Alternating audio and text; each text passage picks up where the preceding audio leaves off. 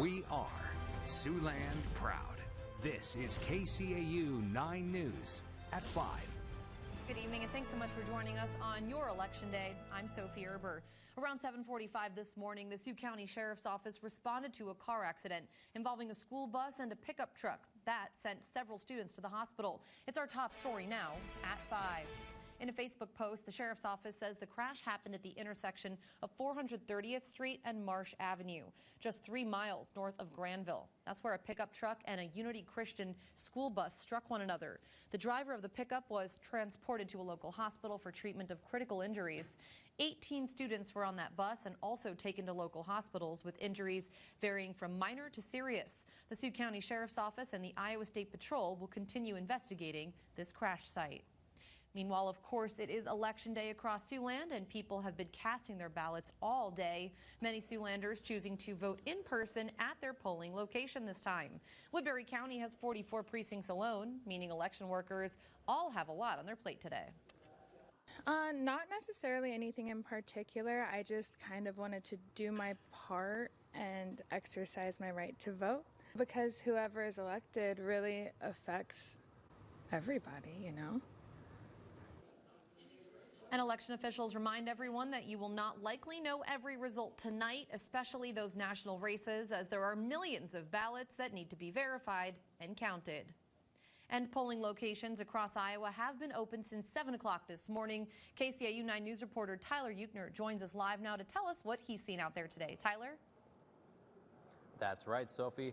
I'm currently here at the Woodbury County Courthouse, but earlier today I was out in the community going to polling locations, and I was talking with a few workers that were saying it's been pretty steady, if not pretty busy most of the time.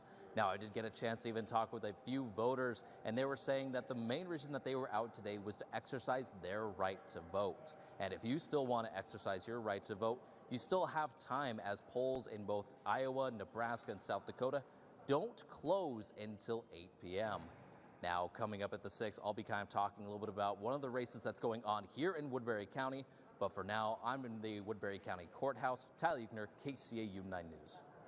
All right, thanks so much, Tyler. And looking now at South Dakota, residents in North Sioux City finishing up voting with just 2 hours left until polls close in the Rushmore state. Some residents telling us they believe there were some controversial topics on the ballot this election. One resident in Union County added that he believes it's important to get out and exercise your right to vote, no matter what. No, there's a lot of controversial topics such as marijuana, things like that. Honestly, it's just the right to vote, and I want to exercise that right. Personally, I have an opinion one way or the other. It's just important that whatever you decide, you get out and vote so that it's not decided by few.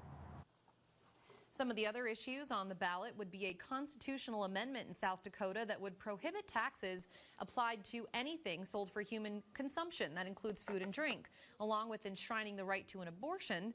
The polls in South Dakota close in just a few hours at 7 o'clock local time. And we turn our attention back to the Weather Department. Chief Meteorologist Victor Perez here. And Victor, you would not have expected, at least I didn't, such a beautiful sunset the way we started the day. Yeah, and those clouds really lingered a little bit longer than we were expecting to, but we've seen them clear out after the showers that led to a few tenths of an inch across central and eastern Siouxland, and a little bit closer towards a half inch by Ida Grove and Denison. Much needed rainfall out there, as we'll be seeing that the rest of the evening, though. Taking a look at the day planner for the election night, we'll just show clear skies through the region with temperatures dropping into the 40s and then 30s, as most polls will be closing at 8 or 7 in South Dakota. So we'll be pretty quiet now going forward into the next couple of days. Sophie? All right, thanks so much, Victor. The battle for Congress is on full display tonight. Our Washington correspondent Raquel Martin breaking down how the races could play out once those ballots are counted. It's not just the White House now in the hands of voters, but also the balance of power in Congress. Congressional race is just as interesting and just as much on a knife's edge. Political analyst Todd Bell says whichever party wins the House or Senate will determine the success of the next president. Cooperation versus a check. Democratic National Committee Chairman Jamie Harrison says if former President Donald Trump prevails, Congress must serve as a check. Protecting the freedoms and the rights of the American people against somebody who has said that they want to be a dictator on day one. Speaker Mike Johnson is determined to help Trump by keeping Republican control of the House. He's been working around the clock to defend vulnerable seats in California and New York. We're so happy to be in New York's 22nd. Brandon Williams is one of the most important races in the country. Because of redistricting, Belt says Democrats may have an upper hand in the Empire State. They have a lot of House seats that Joe Biden took the district, but there is a Republican who is running for re-election. But in the Senate, Belt tells me Democrats are on defense. Republican candidates have an advantage in red states like West Virginia, Montana, and it's neck and neck in Ohio. This is a tough environment for Democrats, but I believe that we will hold. Republicans are poised to win West Virginia, where independent Senator Joe Manchin is retiring, meaning they'd only need to pick up one more seat to win the upper chamber. In the House, Democrats need to flip 4 seats to win back the gavel. In Washington, Raquel Martin. And we will have the latest results for your local, state, and national races right here on KCAU 9 and on our website, SiouxlandProud.com. And the new Woodbury County Law Enforcement Center is still inching towards final completion. Only 12 remaining items left for the new jail to be considered fully complete. Since the jail has been open, there have been 121 punch list items with 100 completed. 10 of the 21 have been added to the warranty list. Baker Group's contract is on a month-to-month basis now, looking to be transitioned to an hourly basis come January 1st on a need-to-need basis. During tonight's meeting, it was suggested that some of the hours to work on the jail be dropped to help overcosts relieve for taxpayers. The outline that Shane Albrecht just gave us is reasonable. It gets us through the last 2 months that we need to get through, and I'm making an appeal to both of you gentlemen that we work with together on this thing, and we do not shortcut this project like the project was done when the one that is sitting over here was built. The LEC Authority decided they will discuss new contracts at the next meeting that comes in 2 weeks' time. And with the holiday season arriving, the Salvation Army is in need of your help. Volunteers, specifically bell ringers, to help collect donations and also spread some holiday cheer outside storefronts across Siouxland. The money collected helps finance other Salvation Army programs. If you're willing to help out their cause, volunteers are needed from November 15th through Christmas Eve. Volunteerism has been on the decline since COVID. So we've got about half the volunteers that we had in 2019. We are seeing a little bit of an uptick, but that is our biggest need right now, is for people to volunteer. If you're interested in volunteering, we'll provide more information on our website at SiouxlandProud.com. Ukrainian troops have officially engaged in combat with North Korean soldiers who recently deployed to help Russia in its war. We'll tell you what the next steps are for the United States coming up, but first, let's go back to Victor. And folks, I'll be letting you know about a cloudier work week still in the region, some more rain chances, and warming and sunnier conditions soon. Oh, if you're 9 on 9 after the break. You're watching KCAU 9 News with Sophie Erber and Chief Meteorologist Victor Perez.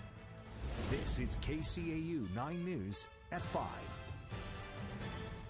And now with Siouxland's most accurate forecast, Chief Meteorologist Victor Perez. After such a warm September and October, a slightly below average day feels just a little bit cooler. Especially when we struggle to get to even close to average, Sophie, but that was the clouds. We've since seen a little bit of clearing, though out in eastern Siouxland, not so much the case. We can see, taking a look out from Cherokee, still seeing a little bit more cloud coverage lingering out there, trying to break apart a little bit to show that sunset, but we'll just be getting dark in a hurry instead. As the Gateway Airport is reported as a little bit clearer, though I just saw the studio camera not looking as clear, with temperatures at 47 degrees, humidity at 83%, and west-northwest winds after the dry September and October. Yeah, really incredible. Even most of August, if I remember correctly, was still pretty dry. Not as extreme as September and October, but it'll be interesting to see the drought monitor come out this Thursday and just kind of what these small rainfalls have been able to do. I think we just forget about August because September and October, like you said, were just so almost historic for how dry they were. Incredible. All right, you'll keep an eye on those numbers for us. Thanks, Victor. Well, 33,000 Boeing workers will be back on the job. They're ending a 7-week-long strike, and we'll tell you what contract terms brought them to the bargaining table coming up here. But first, Ukrainian soldiers engaging in combat with North Korean troops. We'll bring you the very latest from the battlefield when we come back. election night, News Nation is offering something completely different from all the rest. Respect for all Americans. Factual, fair, independent election coverage you can trust. Tonight, 6/5 Central on News Nation. Ukrainian troops have officially engaged in combat now with North Korean soldiers who recently deployed to help Russia in its war. Our Washington correspondent Jesse Tenur reports now on the very latest developments. Ukraine has fired on North Korean troops for the first time since thousands of them joined Russia in its war. Ukrainian officials say the North Korean troops are wearing Russian uniforms and training on drones. But U.S. officials are still investigating the developments. We're looking into those. The Pentagon did confirm more North Korean troops are stationed at the Russia-Ukraine border. Placing these additional, 10 to 11 to 12,000 forces in Kursk is definitely something from a combat capability standpoint that could be significant. Pentagon Press Secretary Major General Pat Ryder reiterated what it would mean if North Korean troops fought Ukrainians. They would become legitimate military targets. That's the unified message coming out of Washington, including from the State Department. We continue to be greatly concerned about the partnership between North Korea and Russia. Last week, top Russian and North Korean diplomats met in Moscow, some with President Vladimir Putin. North Korea also test-fired a long-range missile designed to reach the U.S., but officials say it did not have that capability. Meanwhile, the U.S. and South Korea conducted their first-ever joint live-fire exercise using drones. In Washington, I'm Jesse Tenor. A strike by 33,000 Boeing factory workers coming to an end after more than 7 weeks. The aerospace giant's unionized machinists voting today, or rather yesterday, Monday, to accept a company contract offer. That includes a 38% wage increase over 4 years' time. Now, the International Association of Machinists and Aerospace Workers says 59% of its members who cast ballots agreed to approve the third Boeing offer. So the strike started in mid-September and deprived the company of much-needed funds after shutting down production. And we already know millions of Americans are casting their ballots for who they think should be the next president of the United States. That would be the 47th. In today's Political Minute, News Nation's Mike Vaquera takes a closer look at U.S. voter turnout. It's all about turnout. You've heard that phrase before, and it's especially true in a tight race like this year's. I'm Mike Vaquera with the News Nation Political Minute. At the end of the campaign, it's all up to voters to support their candidate, and that means getting to the polls this election day. In 1964, voter turnout was almost 70%, but it has declined over the years, dropping to a low of 54.2% in 1996. But in recent years, voter turnout has ticked back up. In 2020, voter participation spiked, reaching its highest rate since 1992. The youth voting rate is generally lower, but it jumped from 39% in 2016 to 48% in 2020. And if you look at voting trends among men and women, back in the 60s, men voted at a higher rate than women did. But that flipped in 1980. In recent elections, women have voted at slightly higher rates than men. I'm Mike Vaquera, and this is the News Nation Political Minute. If you'd like, you could find more news and analysis from Mike and his colleagues on News Nation by going to joinnn.com. Still to come tonight here at 5, a class of first graders cast their own ballots today for a book character election. We'll tell you what these students learned in the election process coming up.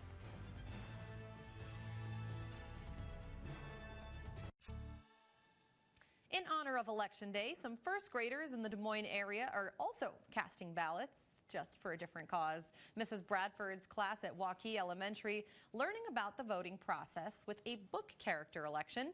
There are 4 candidates: Cliff, Ord, Buddy, Duck, and Splat. Mrs. Bradford and the students read those books with the characters in it, talked about what would make them a good president, and then voted. The goal was to inspire excitement for the voting process and also about being informed and responsible when it comes to being a voter when they grow up. And it seemed to work. And we talked about how their voices are really important and that they get a chance to think through if the things that the characters displayed in the book aligned with things that were important to them and their family. And we talked through how it's their opinion and that maybe their opinion's a little different than their friend's opinion, but it's important to show that respect.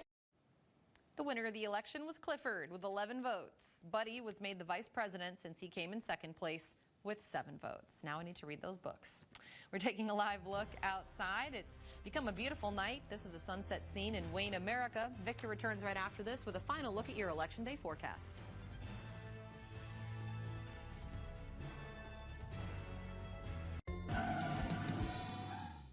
Hey everybody, it's Nick Wilson. And I'm meteorologist Ethan Foreman. Come and get your day started with Good Day Siouxland. We'll have your latest weather before you head out the door. And we'll get you caught up with all the latest headlines. Start your day here with Good Day Siouxland.